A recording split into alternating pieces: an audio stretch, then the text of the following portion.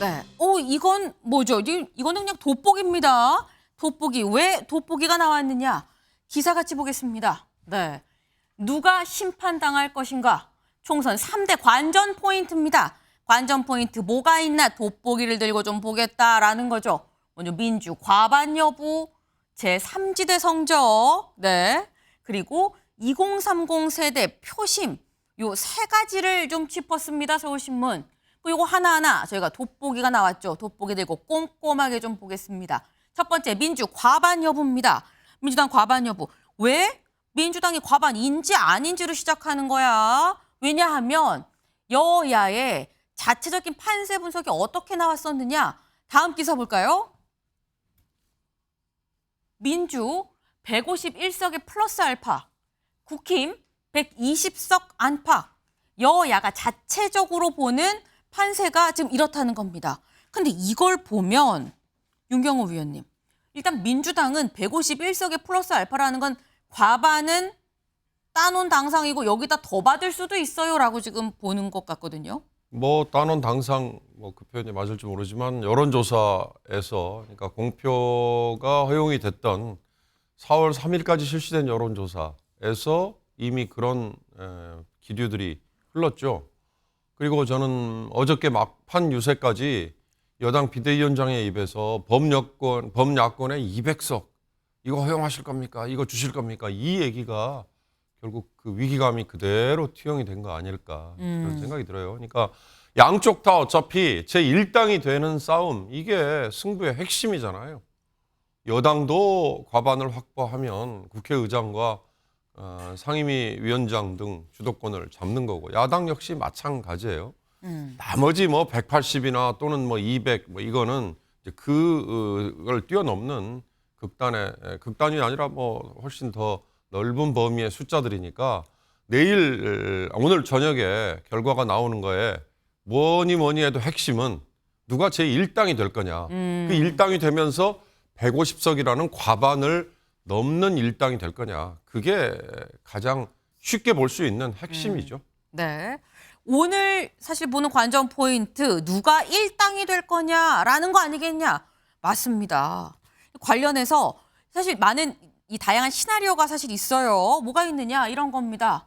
먼저 처음에 나온 거 민주당이 151석 이상 그러니까 과반을 했을 경우 그럼 어떤 일이 있느냐. 국회의장직을 민주당이 확보를 하는 거죠. 예산안, 법안, 임명동의안, 체포동의안 의결에 민주당 뜻을 그대로 관철할 수가 있습니다. 그리고 국무총리, 국무위원 등등 탄핵소추가 가능하다라는 거예요. 근데 이거는 151석 이상이었을 때고 그냥 과반은 안 되고 민주당이 1당을 하면 어떻게 되는 것이냐. 민주당, 국민의힘은 계속 주도권 다툼을 하고 여기서 조국 혁신당이 위상이 좀 급등할 수 있다라는 겁니다. 그러면 과반을 넘어서 아예 180석을 가면 지난 총선 때 180석이었었죠. 이렇다고 하면 패스트트랙 이 아예 신속 처리 안건도 그대로 원하는 대로 좀 할 수 있다. 무제한 토론도 중단시킬 수 있다. 이럴 정도의 권한이 주어진다라는 겁니다. 더 나가서 아까 말씀하셨죠. 200석 얘기. 만약에 200석을 한다면 그렇다고 한다면 헌법 개정안, 네, 대통령 탄핵 소추가 가능하다. 그리고 대통령의 거부권이라고 얘기하는 제2요구권도 무력화시킬 수 있는 상황이고 국회의원 제명도 가능하다. 하지만 국민의힘이 1당을 한다고 하면 어떤 일이 있을 것이냐. 윤석열 정부 국정 운영이 좀 활로가 틀 수 있다. 그리고 한동훈 위원장이 좀 부상하고 이재명 대표는 상대적으로 좀 타격을 받을 수 있다라는 겁니다. 지금 이런 시나리오. 근데 지금 보면 아시겠지만 중앙일보가 지금 이 제시한 시나리오가 민주당이 이기는 경우 그리고 국민의힘이 1당을 하는 경우 좀 이렇게 나왔어요. 근데 이게 최수영 의원님 사실 아까 잠깐 말씀 중에 나오긴 했습니다만 국민의힘이 먼저 200석 얘기하고 개헌 저지선 지켜주십시오 얘기를 하지 않느냐 말씀하셨는데 국민의힘은 이번 총선 너무 힘든 싸움이다라는 판단을 지금 갖고 가는 겁니까? 그렇습니다. 제가 이건 부인할 수 없는 사실인 것이 대통령의 국정 지지율로 긍부정으로 사실 여당은 선거 치르는 겁니다. 그러니까 원래 당정이잖아요. 그리고 여권은 한 팀이잖아요. 근데 이거 당연한 건데 대통령의 부정평가율이 굉장히 지금 6개월, 1년치 동안 계속 그러니까 부정이 긍정을 앞서는 상황에서는 그러니까 국민의힘이 과반까지 얘기하는 건 그거는 뭐 무리인 거고 그다음에 일당만 돼도 그건 엄청난 정책 성공이라고 보는데 중요한 건 그거죠. 그래서 지금 국민의힘은 정상적 체제가 아닙니다. 비대위 체제입니다.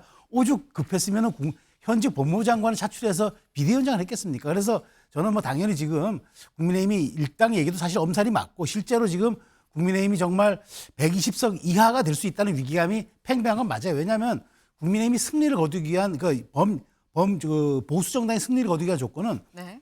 일단 그 우리나라에서 가장 텃밭이라고 할 수 있는 TK, PK 강원이 73석입니다. 여기서 60석을 한 다음에 최소한 넘어가야 되는데 지금 부울경 흔들린다 그러죠.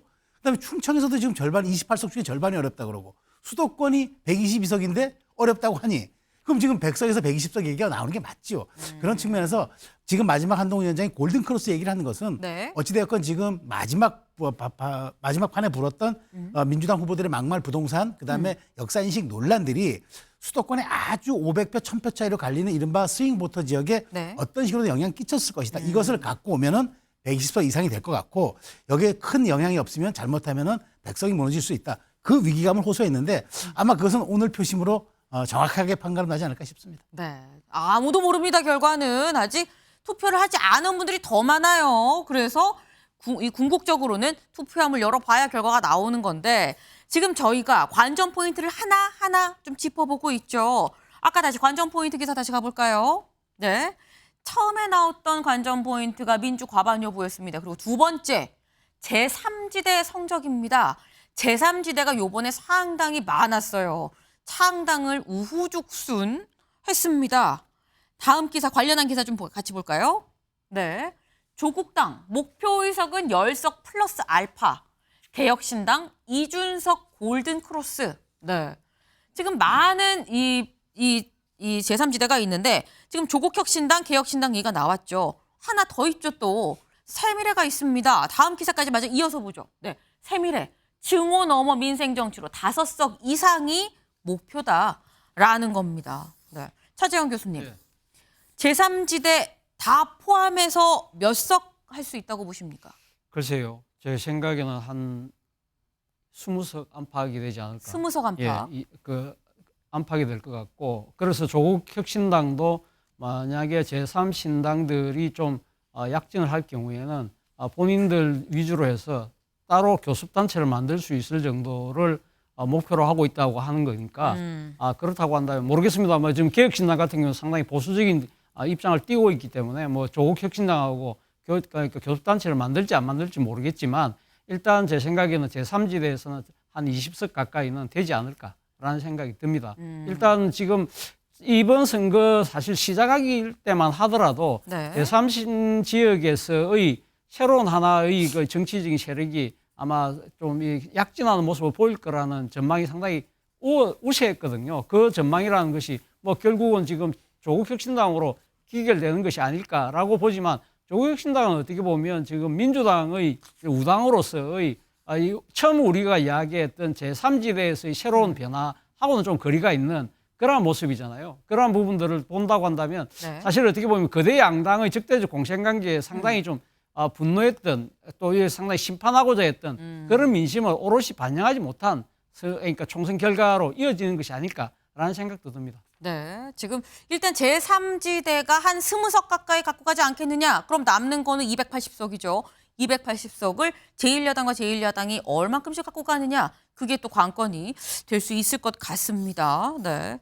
그럼 다음 이 기사 다시 볼까요? 서울신문에 나온 관전 포인트. 저희가 민주과반 제3지대 세 번째는 2030 세대의 표심입니다. 2030 세대 표심이 왜 중요하냐? 관련 기사 같이 보시죠.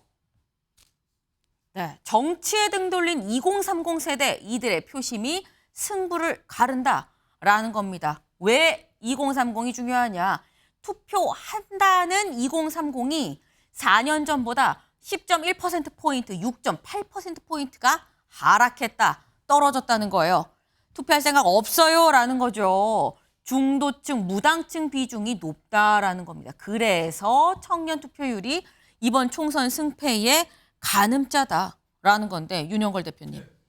청년 2030 투표율 얼마나 나올 거라고 보십니까? 그게 이번 선거의 가장 큰 관건이 아닌가 싶어요. 예, 60대 이상은 국민의힘 지지자가 많고 4050은 민주당 지지자가 많잖아요. 근데 2030은 과거에는 그 2030 여성들은 민주당을 지지하고 2030 남성들은 국민의힘 지지하는 경향이 많았거든요. 근데 이번에는 무당층들이 한 30% 이상 무당층 지지 정당이 없다고 대답하니까 네. 이 사람들이 2030이 오늘 투표장으로 얼마나 가느냐 이게 어떻게 보면은 승부를 좌우하는 거 아닌가. 그래서 그 키 포인트 중에 하나가 이번에 그 양문석, 그 김준혁 그리고 또 공영훈 네. 이 사람들이 그 뭐 부동산 뭐 불법 탈법 대출 투기 또 아빠 찬스 또 김준혁 그 후보는 계속 뭐 여러 가지 논란이 많았잖아요. 네. 그게 2030에 얼만큼 영향을 주냐.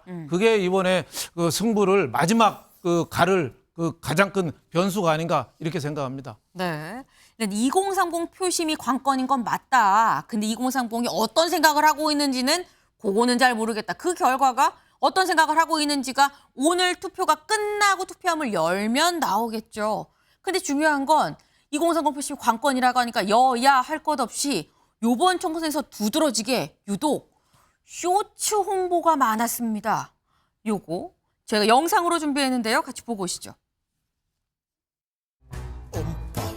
거물급 정치인부터 쇼츠 한 방으로 인지도가 수직 상승한 신예까지 유권자의 관심을 사로잡는 후보들의 홍보 영상이 눈길을 끌고 있습니다. 익살스런 춤과 노래로 화제에 편승하는가 하면 달라진다 달라진다 달라질 우리 삶 우리 삶 이랬는데 요랬다가 요래됐습니다. 양력 소개에 밈을 활용한 영상은 500만 회를 훌쩍 넘겼습니다. 공약 홍보도 빠질 수 없습니다. 딱딱한 설명이 아닌 영화 패러디와 명대사를 차용해 짧은 시간 효과적으로 전달할 수 있다는 게 강점입니다. 그 땅엔 새로운 공공청사와 컨벤션이 생겨야 돼. 잔디구장 진행시켜. 인지도를 높여야 하는 제3지대에게 쇼폼은 필수 덕목입니다. 원호동으로 정권 심판 첫 만남은 너무 어려워 이제 명확하네. 이재명 박. 이 사람 뭐지? 주목도도 올릴 수 있고 다른 영상을 또 찾아볼 수 있는 계기가 되기 때문에 유권자들에게 쉽게 다가설 수 있게 하는 좋은 수단으로서 툭툭 튀는 아이디어로 유권자의 마음을 두드리는 후보들. 선거에도 볼거리를 제공하고 있습니다. MBN 뉴스 수선우입니다. 네, 수준급 실력자들이 상당한 것 같습니다. 확실히 쇼츠가 눈길이 가요. 네.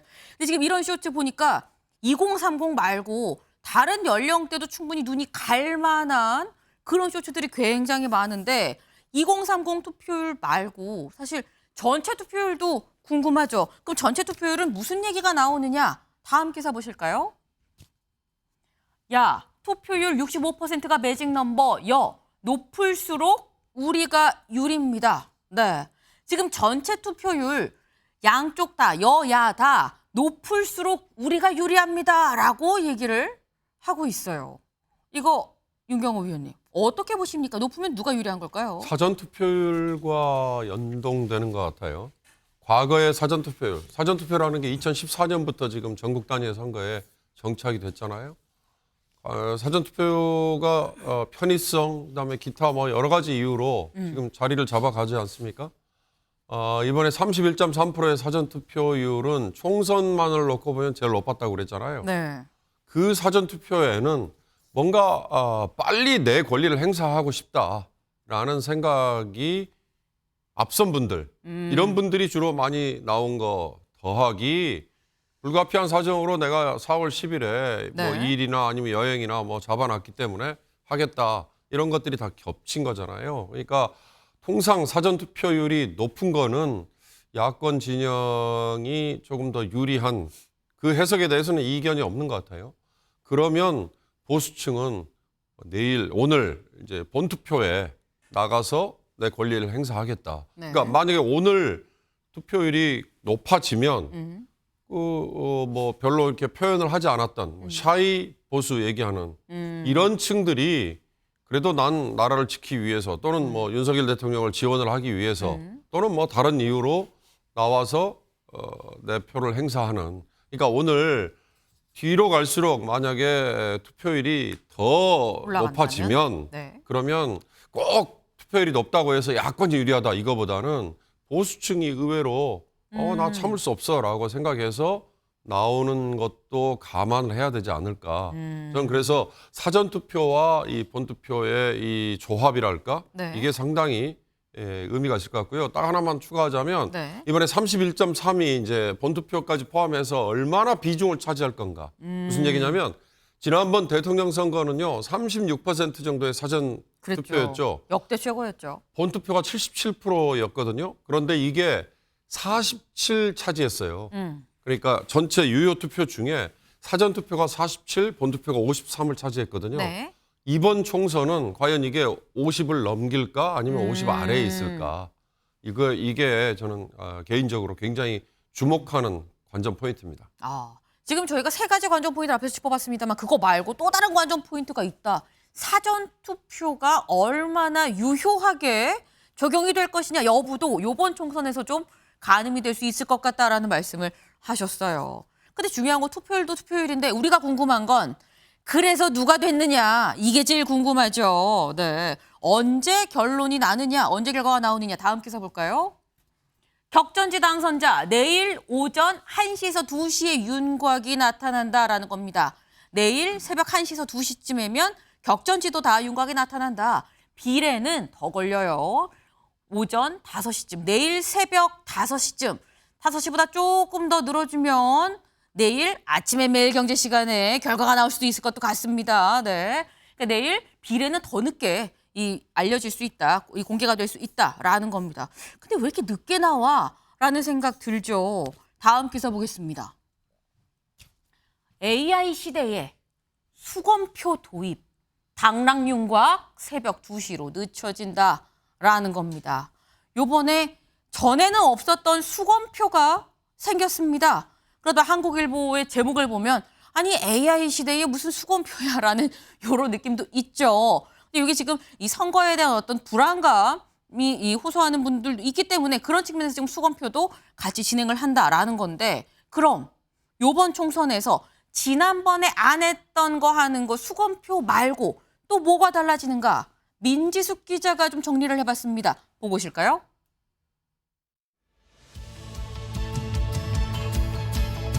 민심 2024 MBN 개표 방송 안녕하세요. 민지숙입니다. 오늘은 정말 중요한 날입니다. 여러분들의 손끝으로 대한민국의 새로운 국회를 만드는 날이기 때문이죠. 오늘 투표 마감 오후 6시까지입니다. 이번 기회를 놓치시면 4년을 더 기다리셔야 하는데요. 아직 투표 전이신 분들 지금 잠깐 시간 어떠신가요? 신분증을 들고 투표소에 들어서면 2장의 투표 용지를 받게 됩니다. 하얀색은 지역구, 녹색은 비례대표용이죠. 이번 총선에서 이 비례대표 정당 후보자를 낸 정당 숫자 38곳입니다. 역대 가장 많은데요. 이 투표용지 길이도 이렇게 길어졌습니다. 이렇게 많은 정당들 과연 어떤 순서로 적히는 걸까요? 현역 의원이 없는 정당들은 가나다 순서로 적힙니다. 이 때문에 가가 후보와 같이 의미를 조금 알 수 없는 단어들도 등장을 하고 있습니다. 너무 길어진 투표용지 자동 개표기 안에 들어가기도 어렵다고 하는데요. 그래서 비례대표 용지 100% 수개표 작업으로 이루어집니다. 최종 결과 아실 때까지 2시간 정도 더 걸릴 것 같습니다. 그래서 준비했습니다. 투표 마감 시각 6시 바로 그때 MBN에선 여러분들이 가장 궁금해하실 주요 격전지 12곳의 예측조사 공개합니다. MBN 예측조사 적중률이 상당히 높았는데 이번 결과는 어떨까요?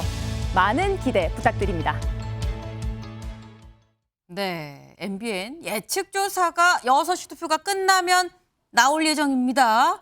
민지숙 기자가 얘기를 하죠. 많은 기대를 부탁드린다라고 얘기를 했습니다.